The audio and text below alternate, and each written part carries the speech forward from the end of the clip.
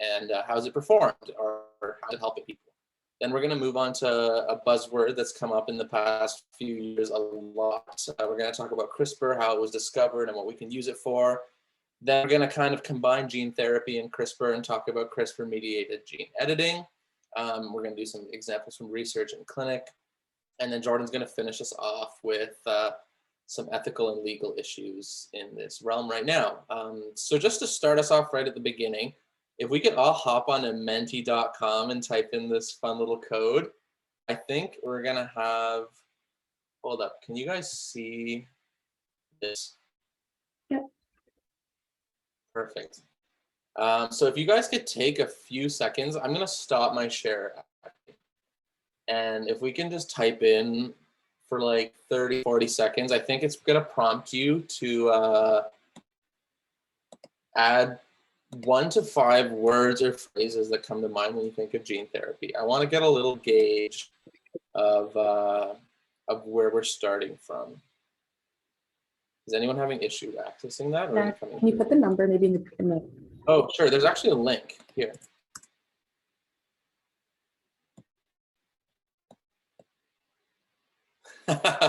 Yeah, okay, they're coming through. If you guys can fill all 5 words, that would be sweet. Otherwise, if you don't know, if you only know like 4 words associated with gene therapy that aren't the words gene and therapy, then go for it.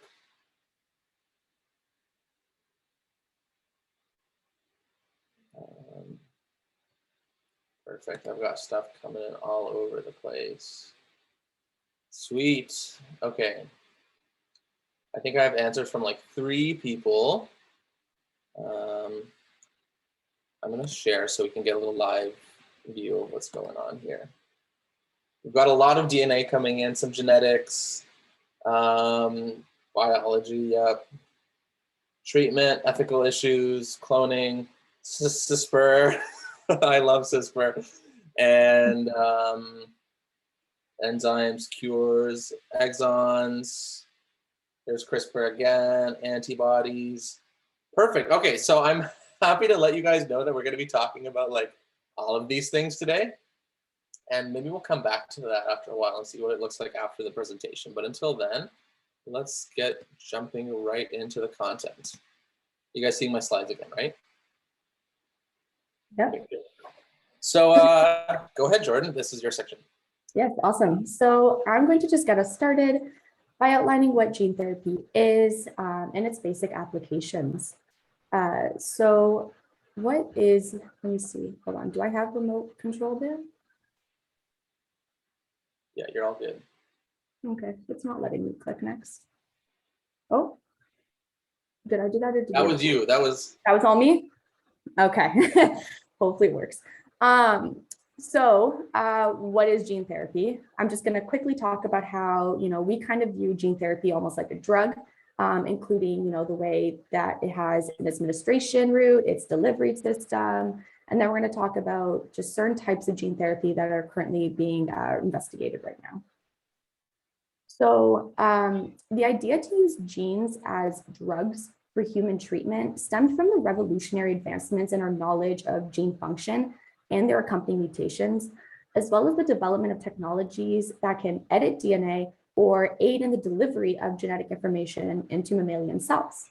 So for the very first time that gene therapy was even considered as a potential medical treatment in humans, it was actually originally designed and modified for patients with monogenic disorders of recessive inheritance. Now, I'm not sure exactly how much genetic background information everyone has. So to just quickly go over these terms, when we say monogenic disorders, it indicates that the disease etiology stems from one single causative gene, similar to how certain phenotypic traits are either observed or not observed based off a single gene. So for example, the widow's peak, one gene will either determine if you have a widow's peak or you don't. But when we talk about a polygenic disorder, we're talking about a combination of genes that all contribute to the range of possible outcomes observed. And an example of polygenic traits would be skin pigmentation. So from a clinical standpoint, some monogenic disorders are Huntington's disease, or cystic fibrosis, which I'm sure many of you know is caused by the CFTR gene. And some polygenic disorders are type 2 diabetes or coronary heart disease. So the mode of inheritance, however, is not as easy to explain, but simply put, you inherit one set of DNA from your mom, one set of DNA from your dad, and each paternal chromosome has a homologous pair with a maternal chromosome. And these chromosomes share specific locations where there are certain genes. And these paired areas of genes, we call them loci. And so as you can see here, R, P, A, B, C, those would all be different loci that all contain different genes. And basically at a given locus, so at an individual locus, you will inherit two alleles, one from your mom and one from your dad. So when we talk about a condition having a recessive inheritance, it basically means that a person had to have had both alleles at a single locus mutated, whereas a disorder of dominant inheritance basically indicates that a person only needed to inherit one mutated allele at that gene locus to develop the condition. Ooh, what just happened?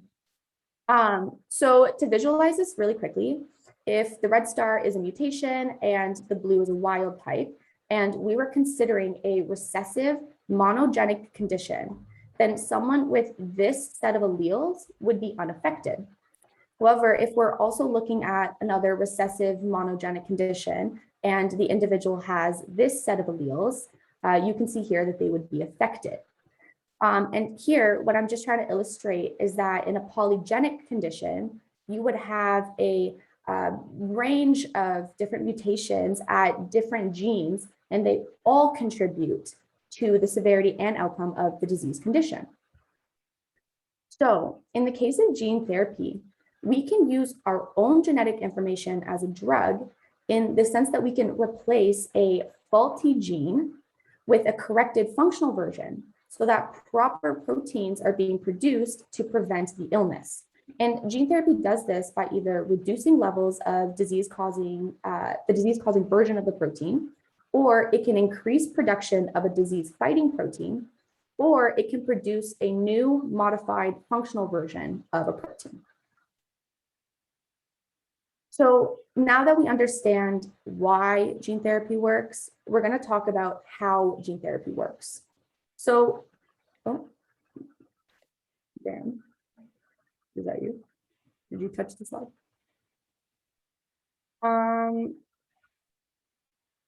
Okay, sorry, the slides are jumping. Anyways, so we're going to talk about how it works.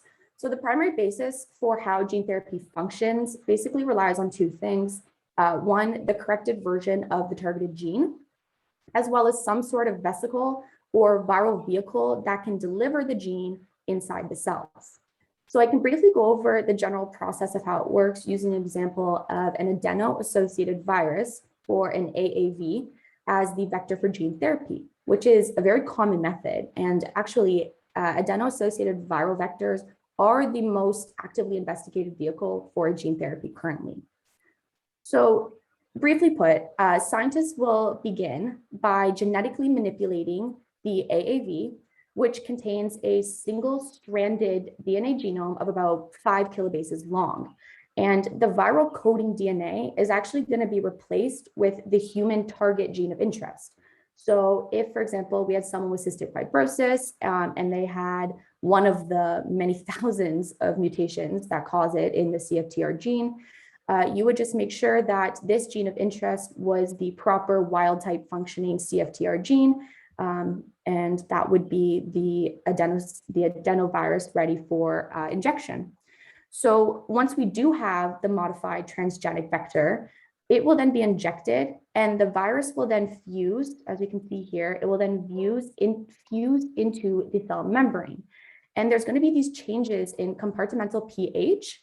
And basically this just allows the viral vehicle to disassemble and then deliver, as you can see over here on the right side, it will then deliver the genomic contents into the nucleus of the human cell via the nuclear pore. And here in the nucleus is where the cell's innate machinery will then begin to transcribe and translate the DNA into its corresponding protein. So gene therapy and associated technology has been modified and improved over the years, which has given rise to many different forms of gene therapy. So first, gene therapy can be either completed in germline cells, which are basically just your gametes or your egg and sperm cells. And the problem with this is that germline therapy is extremely controversial, and this is primarily due to the ethical and legal concerns, as well as just a lack of proper guidelines.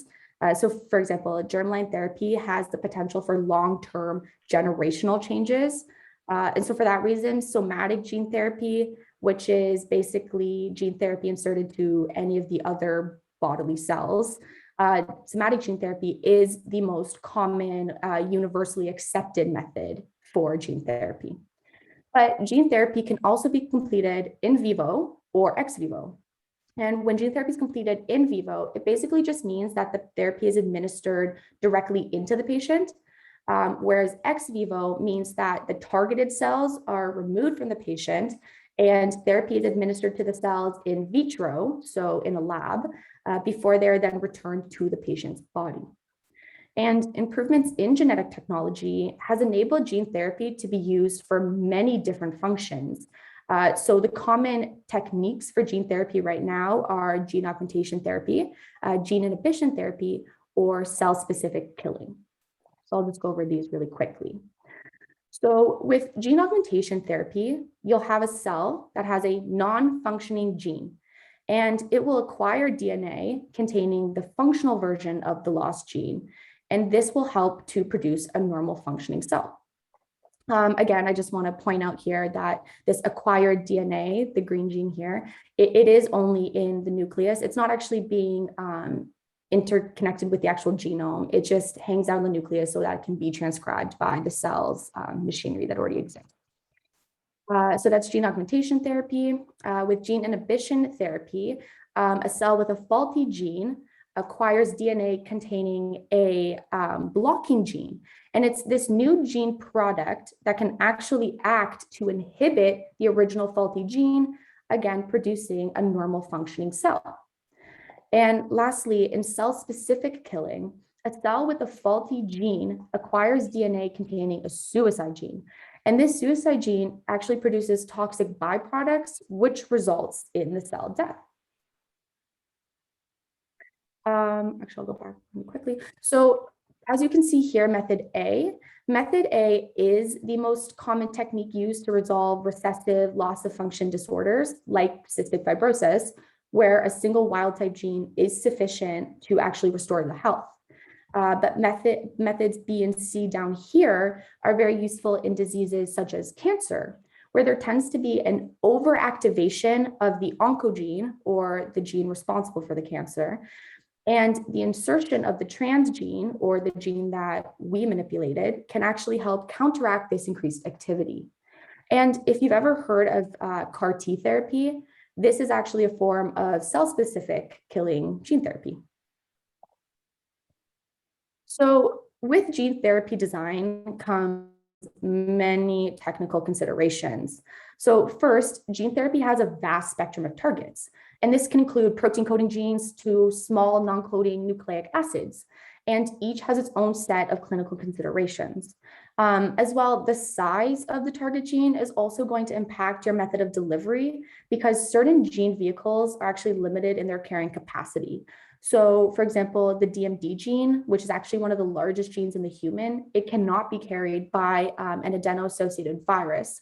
So either they have to look for dystrophin orthologs, which are smaller and can be packaged into these vehicles, or there are other non-viral, more lipo-based vehicles that they utilize instead. But even once the vector is ready for administration, there are still a few other considerations to keep in mind.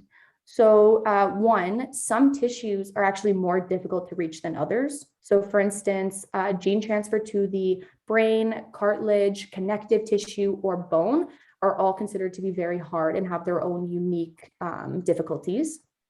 But even if you can get the gene to enter the cell, there still may be many off-target or unwanted effects.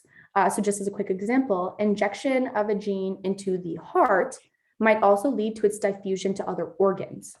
And lastly, it's also important to note that if a viral vehicle is being used, it may be subject to destruction, inactivation, or most commonly, it may elicit a severe immune response. So, as I previously mentioned, initially gene therapy utilized viral vector delivery of therapeutic transgenes for treatment in either cancer or monogenic diseases. And in 1990, the first clinical trial was approved for the monogenic condition called adenosine deaminase severe combined immunodeficiency, or ADA-SCID. And this was actually utilized ex vivo. And the results, they were suboptimal, but they still provided great promise for the future. However, not too far after, the field of gene therapy saw major setbacks, especially with the case of Jesse Gelsinger, who was an 18-year-old with a mild form of a genetic disease called OTC deficiency. And unfortunately, only 4 days after treatment, Jesse passed away from multiple organ failure because the adenovirus vector triggered a much stronger immune response in Jesse than in the other patients. And shortly after this example, clinical trials for ADA-SCID actually shifted to using a special retroviral vector in ex vivo delivery. But unfortunately, this clinical trial also saw 5 patients who developed secondary therapy-related leukemia, and 1 actually ended up dying from it.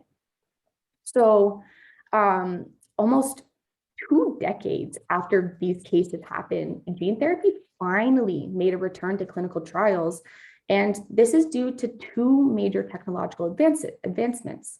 So first, the delivery vehicles were completely re-engineered and designed with safety in mind, including changes to eliminate adverse immunogenic reactions, but also the designing and introduction of non-viral vectors for delivery. And second, one of the main ways the risk of insertional oncogenesis was actually reduced was from the discovery and development of the CRISPR-Cas system, which provided a secondary opportunity for gene therapy to really recover from its stigma and prove itself as a valuable therapeutic option. But Dan will now go into some more detail about CRISPR and its relevance to gene therapy and gene editing. Cool, thanks, Jordan. Yeah, so we're going to talk about CRISPR a bit, which is a bit of a buzzword that's come up in the past few years. Some of this content can get a little dense, so I have the chat open right in front of me. If you have any questions, you can either just hop on mic and start talking. I guess I'll stop talking when I hear you, or you can drop in questions and Jordan we'll try to answer them in the chat, or I'll bring them up in. It's very, very casual, so we can just talk about it whenever. So let's talk about how CRISPR was discovered, which is actually very, very interesting. And if you're not a CRISPR expert, you might not actually know this, but CRISPR was a very, very happy accident. So these 2 women on the left, geneticists, we love our women in STEM. That's Dr. Jennifer Doudna on the left, and on the right, it's Dr. Emmanuel Charpentier. And they're basically the reason we can perform gene editing the way we currently do with CRISPR. In 2012, they released a paper where they essentially accidentally discovered a phenomenal gene editing system while studying bacterial immunity, which is essentially, or rather CRISPR is essentially a very simple but fascinating bacterial immune system that we then co-opted to gene editing. It was an accidental discovery, and what's really cool is it actually yielded them a Nobel Prize in 2020. And since CRISPR-based gene editing tools are developing so quickly and so rapidly, it's on track to literally change the way we do genetics forever, which I think is really, really cool. So CRISPR stands for clustered regularly interspaced short palindromic repeats, which I will never say again. I will just say CRISPR from now on. And it's the most common biotechnological tool used for gene editing right now. So CRISPR, as mentioned earlier, is a kind of DNA that is naturally found in bacteria, and it has the ability to perform gene editing. So CRISPR is not the name of the technology. CRISPR is the name of an immune system found in single cellular organisms. So CRISPR in its natural environment is protecting bacteria against viruses. And when a virus attacks, the CRISPR system basically, we'll get into this in more detail, but it basically takes a chunk of its DNA, memorizes what it looks like, and then when it sees it again, it goes and just absolutely destroys that virus. So this is not unlike a human immune system, except instead of the CRISPR proteins, we have B cells and T cells, which is which are recognizing antigens on invaders, and then we're making antibodies and destroying them the next time we see them. That's how the COVID vaccine is working right now, where we kind of give that information to your body in advance. So next time, or rather, hopefully never, but the first time it sees COVID-19, it will just destroy it as soon as the spike protein gets into the cells. So let's go into a bit of detail on how this immune system works in bacteria step by step in order to understand how we can use it in humans. So step one, viral invasion. When a virus lands on a bacteria, it wants to use the bacteria to replicate its DNA because viruses can't make their own DNA. So the virus injects its DNA into the host cell. However, as you can see over here with the yellow stuff going on, there's a portion of the viral DNA that's highlighted where the bacterium can basically use to build immunity. So the cell sends out this protein called Cas9 over here that basically cuts that yellow chunk, and you can see right here, integrates it into the bacterial DNA. So once Cas9 goes and basically cuts out the yellow part, then two proteins called Cas1 and Cas2 grab this tiny DNA piece and they basically just shove it into the bacterial genome, kind of like a permanent memory for the virus. So these viral DNA elements have what we call palindromic spacers in between. That's the ISP of CRISPR. So you see over here, these blue elements are viral DNA and these pink elements are the spacers. And they're palindromic, which is not really important, but that's where the ISP is coming from. Palindrome, it's something that spells the same way forwards and backwards, like race car or Bob or taco cat or something like that. And that's basically being constructed within the bacterial genome itself. So now we have this array of DNA fragments from all the viruses that bacteria has encountered, inserted into the bacterial genome and separated by these spacers. Now this is where it kind of gets cool. The next time that same virus attacks, the bacteria recognizes it because its DNA is stored in its bacterial memory. So to wonder exactly, or you might wonder exactly how this happens, since bacteria don't really have brains like us. And that's how Cas9 comes in. You might hear CRISPR-Cas9 all the time. So these CRISPR elements are continuously turned into RNAs called gRNAs. There's these very, very tiny 20 nucleotide RNAs. The gRNAs are grabbed by the Cas9 protein, which floats around the cell, and it basically stays there and chills until it finds a DNA sequence that corresponds to its gRNA that it's holding.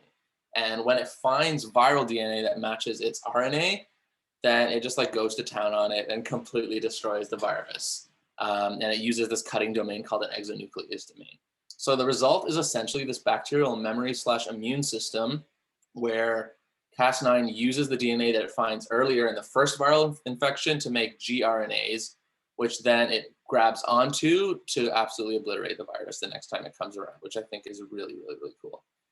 Okay, let's do a quick thought experiment. If you guys can just type whatever you think in the chat. So knowing what we know now, how could we exploit this bacterial immunity mechanism for the purposes of gene editing, right? Like Doudna and Charpentier noticed this bacterial system, and they realized that they had some pretty wild implications for gene editing, which at the time was very, very slow and arduous. So before I tell you what they thought of, let's see if you have any ideas.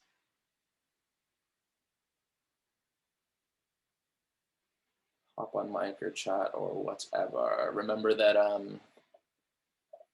to recap, the gRNAs are being taken directly from the virus and then imported into the bacterial genome. The bacterial genome is making RNAs that the Cas9 protein is then carrying around, kind of like a barcode to look for something that matches up. So if bacteria can do this on its own, how could we do it on human cells?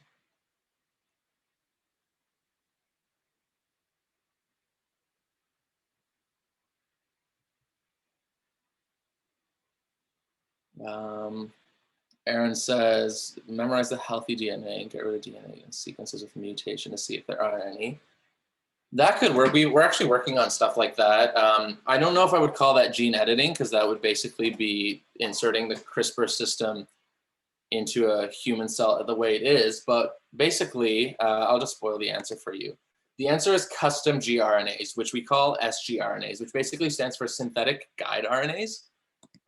And once you introduce synthetic RNAs, CRISPR goes from being an immune system to a bioengineering tool. So scientists and bioengineers have been using CRISPR to be able to perform our own gene editing by essentially replacing the gRNA that would normally be found in the bacterial genome, and they replace it with their own synthetic ones. So in this case, scientists select a specific gene of interest instead of viral DNA within the human genome, and then they make a piece of guide RNA that's complementary to that.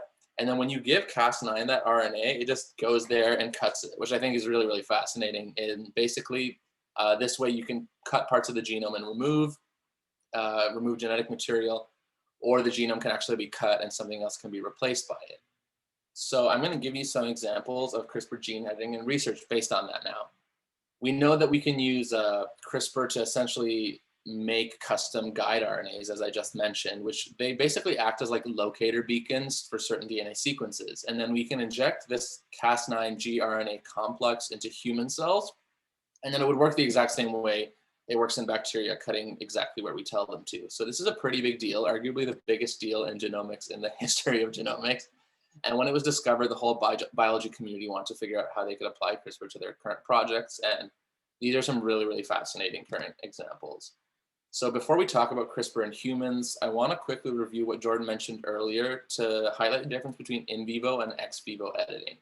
So in vivo, as we said earlier, is when the CRISPR system in this case is being injected directly into the human body, whereas ex vivo is something like, as Jordan said, CAR T cells, where we take your cells out, modify them, and put them back in. And that's very useful in a lot of cases, but these two examples are going to be talking about in vivo CRISPR.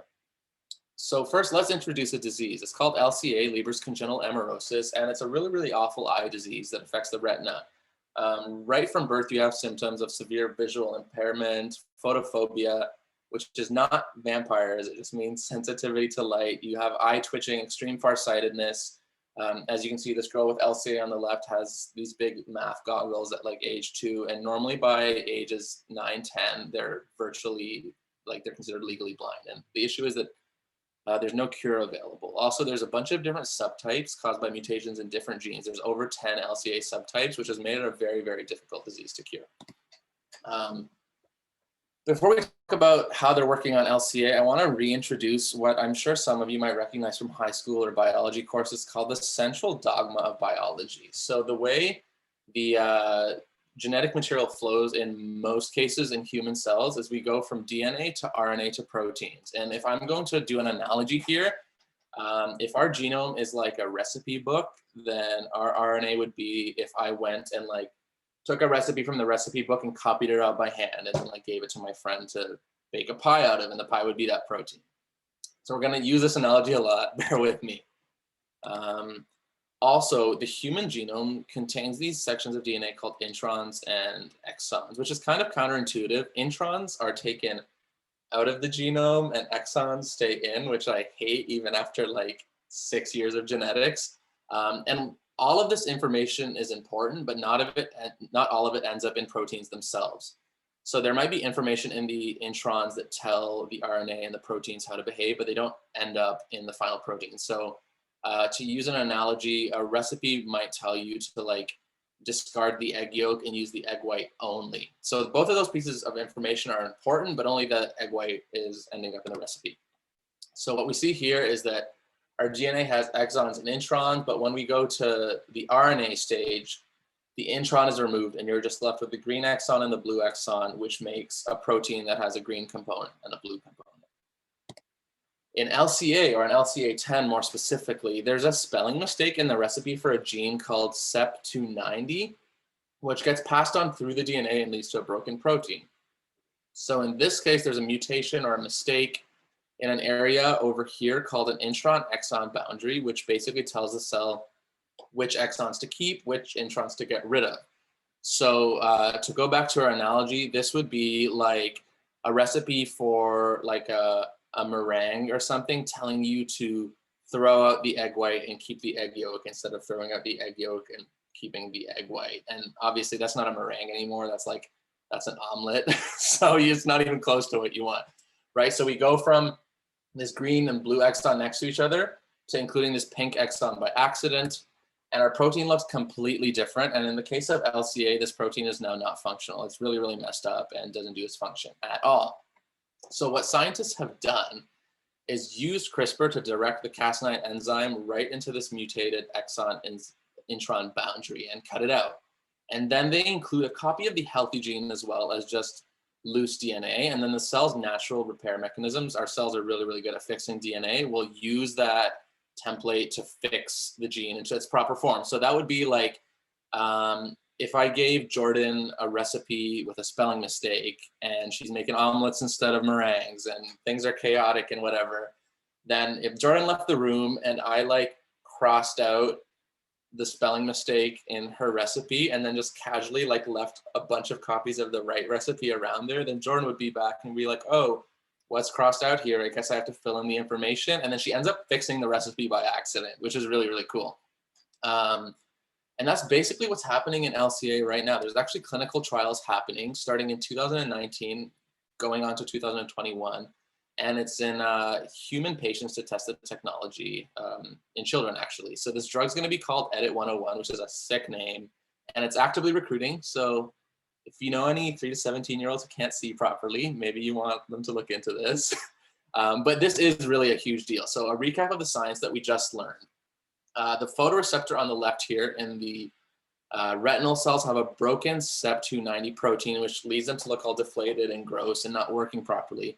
But then Edit 101, which is really just a fancy marketable name for like CEP29 CRISPR-Cas9 or 290 CRISPR-Cas9, it's injected into the back of the retina and it just fixes all the cells, which is really cool. And what's really awesome about this is it can be used to fix people's LCA who have had it for years. So people who have had sight issues for years, once they get this injected to it, after like a couple of months, it slowly begins to restore their eyesight into basically working condition. So that's really awesome. And I think it's going to be available for commercial use in the next few years. So here's another example of CRISPR research being done right now in Toronto by Dr. Ronald Cohen. So he's the president and CEO of Sick Kids Hospital. And so he's like a rock star in the genetics community. And he does a lot of research, but the most important one we're going to look at here is he's doing research on CRISPR-Cas9 and CRISPR-A/CRISPR-I, which we're going to get into in just a bit.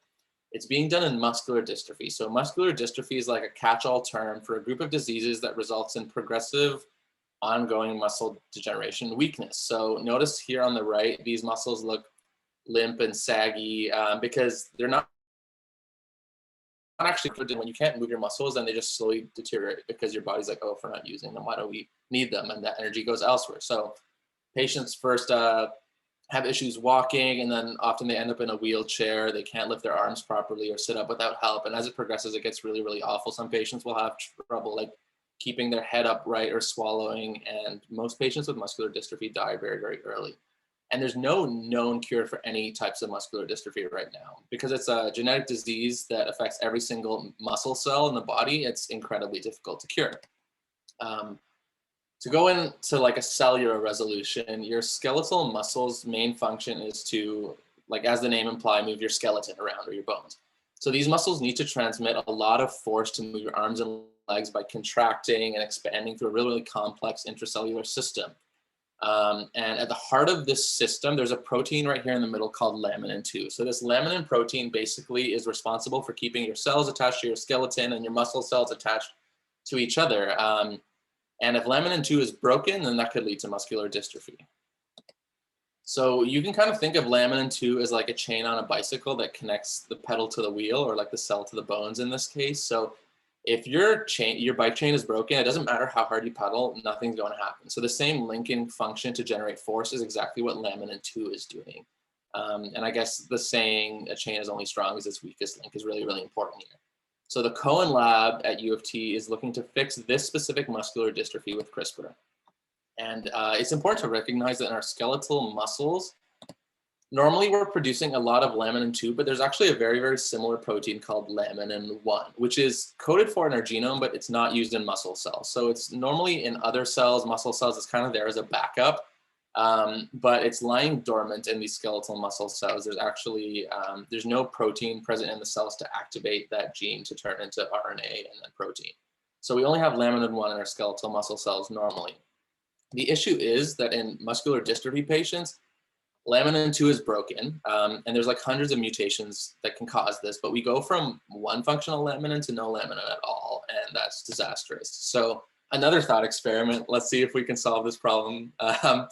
Knowing what we know about laminin 1 and 2 in muscle cells, what are some ways that we can use CRISPR to fix muscular dystrophy? So remember, laminin 2 is broken, laminin 1 is turned off. There's a couple of different directions we can go to get, we need some laminin in our cells to work properly. So what are we thinking of here?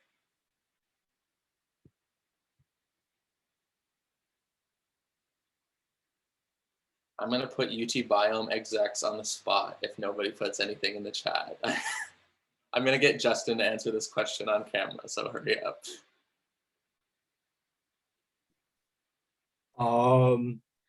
I think, Rihanna, do you have any ideas? You could go ahead first. So the problem is caused by the lack of both types of laminin, right? Yeah, so laminin 2 is non-functional and laminin 1 is there, but it's not being produced. So I guess we have the option to either fit. Oh, go ahead. I was just gonna say, like, we introduced kind of like an RNA, like a helper that would actually allow the body to like create the laminin.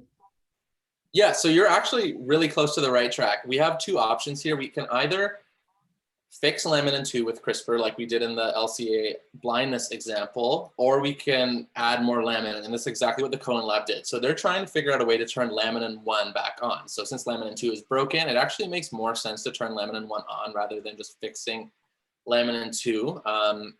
And like CRISPR is pretty cool, but it's always safer to do stuff without cutting the genome. So luckily, CRISPR can actually be used to do more than just genome cutting. I kind of catfished you all there because I didn't tell you about that earlier.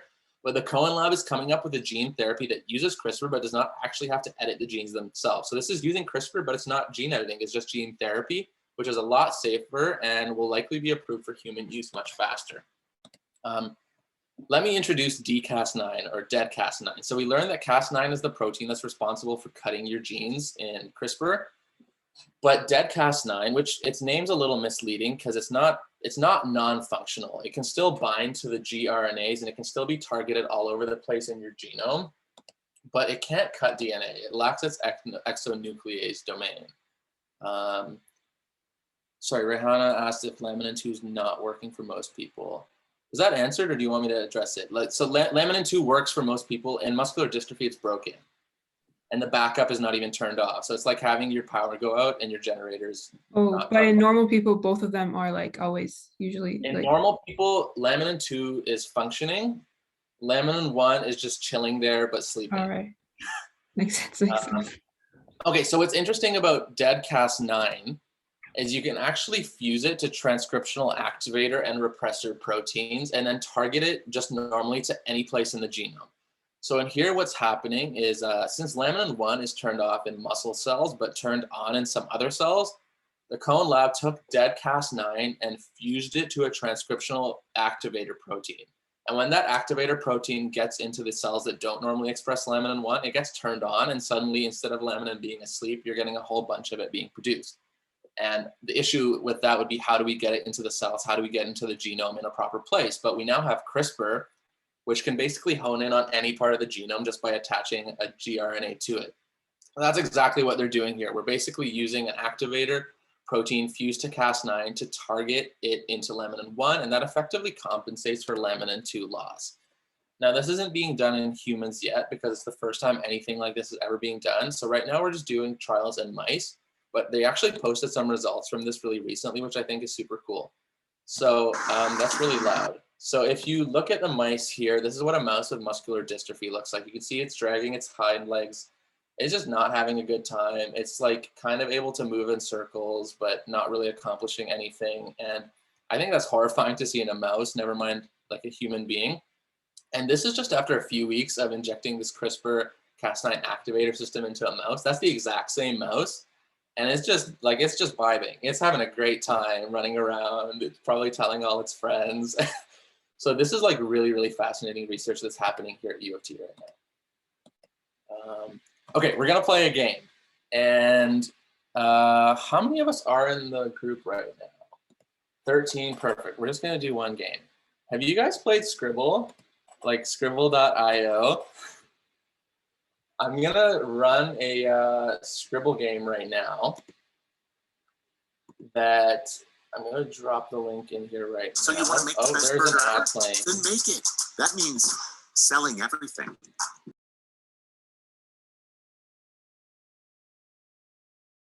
Okay, hopefully I'm gonna talk over this ad and you can't hear it.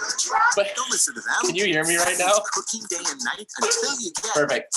Okay, we've got 11 seconds left, and this is the most awkward thing that's ever happened to me in a presentation. Best burger ever. So in order to recap basically what we've learned about CRISPR so far, I know nothing is for free these days. Capitalism, man. I'm gonna share the link right here into the chat. If everyone can open this link right now. I have a word bank that's exclusively gene editing and CRISPR words, and we're just gonna like hang out and play this game for 5 to 10 minutes to see if we can actually conceptualize what we've been learning. Obviously, you don't know how fully you understand something until you're able to explain it to others. So let's do a bit of that right now. Is that link coming through, guys? All right now I'm just chilling. DJ's in here, wonderful. Cas9, Cas9 itself is playing. Amar.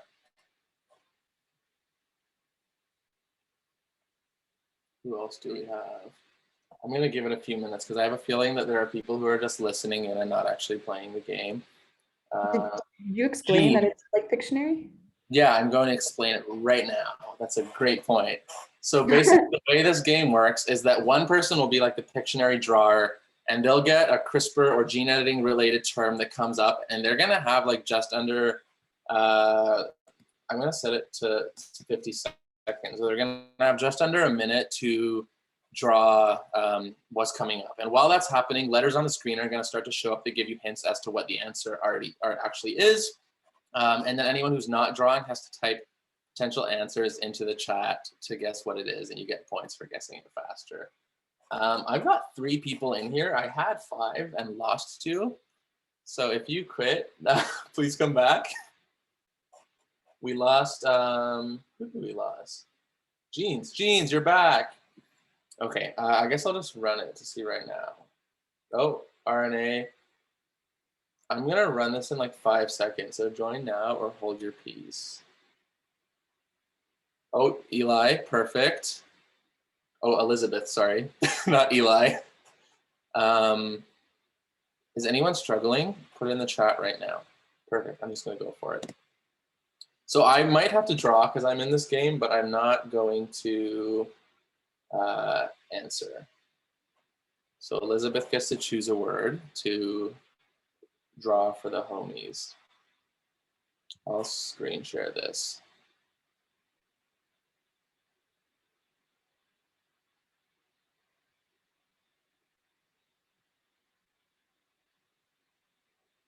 Okay.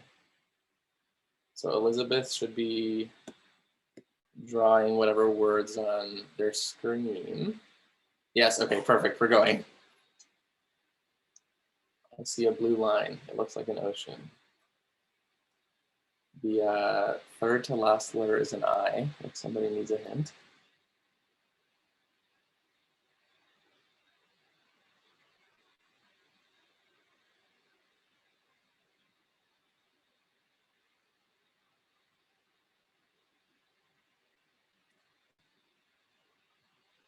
It's an IO, and I think time's up.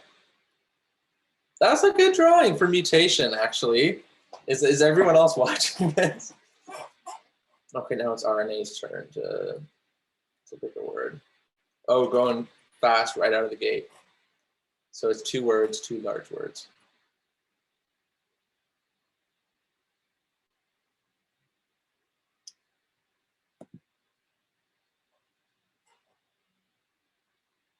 A good strategy is to just keep typing things until you hope for the best.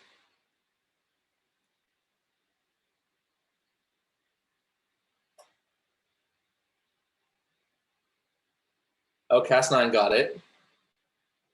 Somebody said pulmonary embolism. That's really good, actually. So there's a C and an L in the first word. So far, 1 person has guessed it. Oh, DJ got it.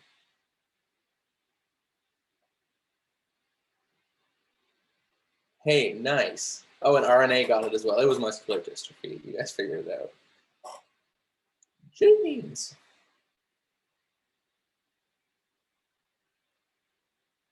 UT Biome people, how are we doing for time? Jordan and I have about like 10 minutes, 15 minutes of stuff left. How are you guys feeling?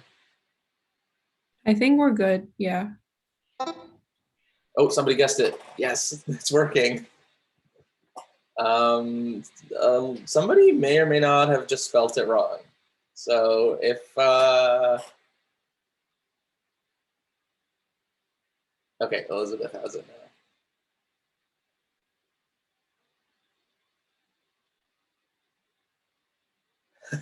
Ah,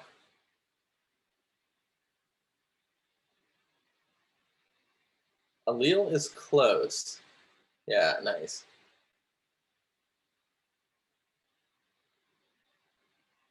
Okay, let's just do this last one. And oh, I have been kicked out from my own game. Did you guys get kicked out as well?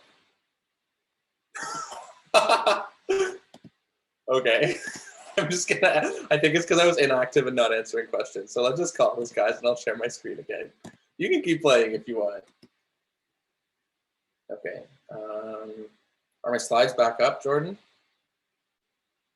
Yep, they're good. Perfect. All right, so Jordan is gonna join us again to talk about some ethics and law, which is also really, really fun. I have control. You can see the mouse. Okay, cool. So yeah, now that we've kind of just gone really briefly into, gene therapy, gene editing, CRISPR as a bioengineering tool for both gene therapy and gene editing, we're just going to now kind of zone in on some of the remaining ethical questions and concerns that are brought up with these types of technologies. Next slide. Okay, perfect. So one of the biggest ethical concerns when it comes to any treatment on participants is always this risk-benefit analysis. This is always going to be one of the main considerations when talking about therapeutics. And with gene therapy clinical experimentation, it has to fulfill all the same requirements as any other pharmacological trial, including the safety assessment in phase 1. And in phase 1 trials, it's typically you're typically looking for the correct dosage to be used in the participants. And so it's important to keep in mind that with phase 1, which most gene therapy treatments are in if they pass preclinical trials, phase 1 trials typically offer no direct benefit to the participants. And this is because this is the phase where dosage is being tested. And so the dosage being tested in a particular patient may actually be insufficient to induce a therapeutic response, or in the complete opposite, it may actually be too high of a dose and cause toxicity.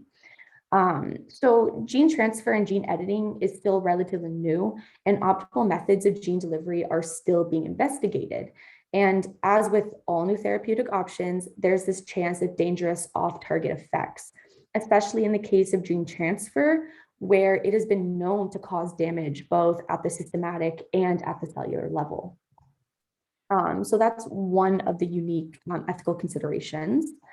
And another thing we have to consider is that there are these really high costs associated with gene therapy and gene editing. And yes, this is primarily because the technology and the methods are new, so they're still being investigated. But nonetheless, this still raises the social and ethical question of whether these treatments will only be utilized by, say, the wealthy, or is it our moral obligation to ensure that everybody has equal access to such life-saving technology? And would this therapy be paid out of pocket then, or would it be funded? And should we have maybe this collective of clinicians, regulators, and manufacturers, such as, the biopharmaceutical industry, like the big pharma, should they be contributing and should they have just a higher degree of involvement in addressing the issue of cost and accessibility? And another factor to consider is just that gene therapies are designed to be curative. They're not a treatment, they are more of a cure. So for that reason, typically the cost of therapy can actually be weighed against that of lifelong treatment, in that in the end, long term, you'll typically be saving money. That's the hope. So does it make kind of ethical sense, I guess, to have it funded if eventually in time it will be very available to the public? And another thing that we have to consider is that gene therapy is very personalized and it's very tailored to the individual right now. And so that in itself can make it very difficult when choosing the population of individuals who can receive it.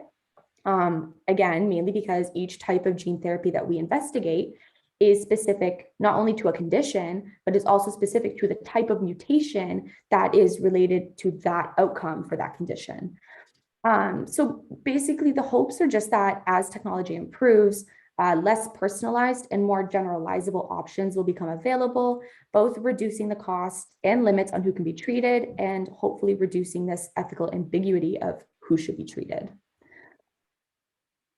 And of course, it's extremely important to also view gene therapy and gene editing from an ethical viewpoint with regards to permanent uses or non-medical uses. So the primary reason why germline editing is so ethically controversial is because these heritable genetic changes can be passed on from generation to generation. So again, just to remind you, right, the germline are your gametes. So it's your egg and sperm cells. So basically anything that gets changed to your gametes is going to then be passed on in reproduction to your children. So some scientists and clinicians make strong arguments in favor of germline therapy, and they actually typically refer to our moral obligation to positively impact human health as their reason for germline therapy. But at the exact same time, there are many other scientists and researchers out there who use that same moral claim to argue the opposite. And basically insisting that the technology is still very primitive and highly inaccurate, resulting in high unpredictability. And this can also partly be due to CRISPR, as you know, kind of like what Dan said, if you don't want to cut with CRISPR, you shouldn't. And that's because there are still a lot of off-target effects of CRISPR. And these are these little bugs that come with these new technologies. So the other thing that's basically important to note is that in Canada, we do have the Assisted Human Reproduction Act.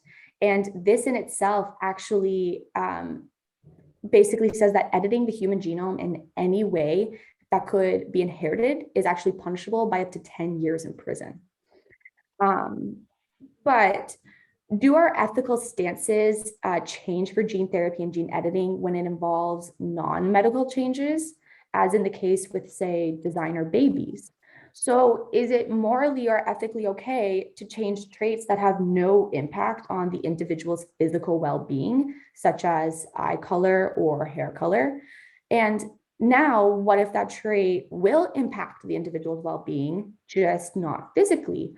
So traits such as intelligence, muscle mass, or stamina, things that incorporate cosmetic, genetically modifying cosmetics, or just gene doping for enhancements in athletics, etc. So currently, there's no real consensus from both the general public or health and research professionals on which traits would even be considered ethically okay to manipulate.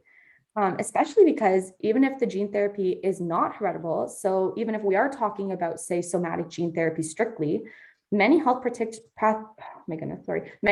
practitioners still argue that genetic manipulation for cosmetic reasons alone is not appropriate. And there's also just no real global committee yet that has been established for gene editing in humans, and especially generational gene editing. So currently, the World Health Organization is developing global standards for the governance and oversight of germline gene editing. And there are other organizations such as the US National Academy of Medicine, the US National Academy of Sciences, and the UK's Royal Society, who are all developing a framework to even consider whether human germline genome editing could basically ever even ethically be conducted, and if it could be ethically conducted, under what circumstances. So I think this framework is really important. I think that we do need this kind of global standard and this committee of ethics to really progress this field, and any potential consequences that come with it to the participants. So it's clear to see how ethically ambiguous utilizing gene therapy is. And while there is so much more to say, especially with all the different clinical trials out there and all the different ways research is even combating certain gene editing limitations, I think for the sake of timing, this is all the information that we do have for you today. So I really hope we've been able to introduce gene therapy to you and its potential for future applications in the biotech, clinical, and pharmaceutical industry. And I think before we take any questions, we thought it would be fun to just do a really quick Kahoot quiz. I believe it's only 10 questions, so it shouldn't last long. I do know we've gone over time at this point, but hopefully everyone. Yeah, you see bind people. Do you want us just to leave you? We can send you the link, and then maybe people can do it on their own time. And then right now we can go straight to a Q&A just for time purposes. Sure. Yeah, I think the Q&A would be nice now. Somebody joined the Kahoot. That's so funny. The funny thing is the scribble game is still going. Wait, are you Jeans? Huh? No, I was Cast 9. Oh, I was RNA.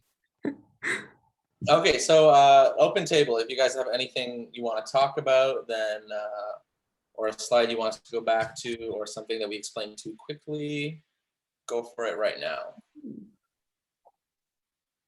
Oh, I think I just stopped your sharing, Dan. Yeah, no worries if I need to share. But go ahead and ask questions.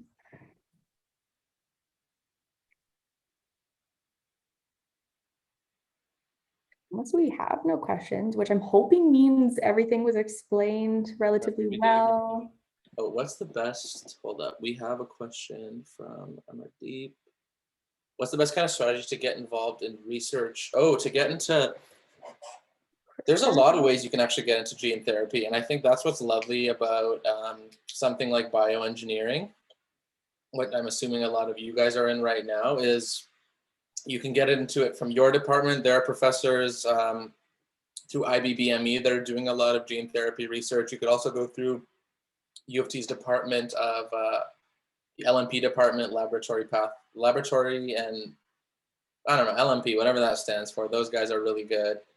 We got into it through the molecular genetics department, and there's a lot of synthetic biology genomics happening right now as well. So if you want to hop on U of T's iGEM team or something, you can talk to Darsh. You can get into genomics even from computer science or chemical engineering or business. There's a lot of business to be done in ethics. So it's a very, very wide field right now.